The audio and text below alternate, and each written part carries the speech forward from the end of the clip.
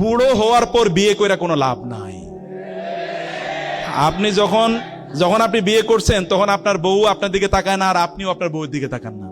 কিরে ভাই, এমন একটা অবস্থা হয়েছে যে আপনি একদিকে কাইত হয়ে শুয়ে থাকেন, তিনি আরেকদিকে কাইত হয়ে শুয়ে আছে। এইটা কি জীবন?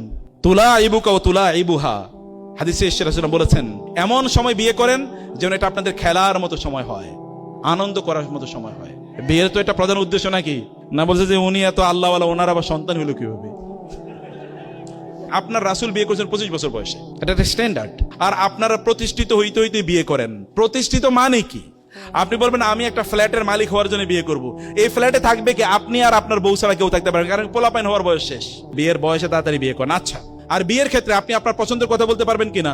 আপনিই তো আপনার পছন্দের কথা বলবেন। ছেলেদের কথা বলছি, আপনি পাঠাইছেন আপনার বন্ধুরে পছন্দ করার জন্য, হের পছন্দ হয়ে গেছে, নিজেই বিয়ে করে ফেলাইছে। এক লোক এসে আমারে বলল যে স্যার পাঠাইছেন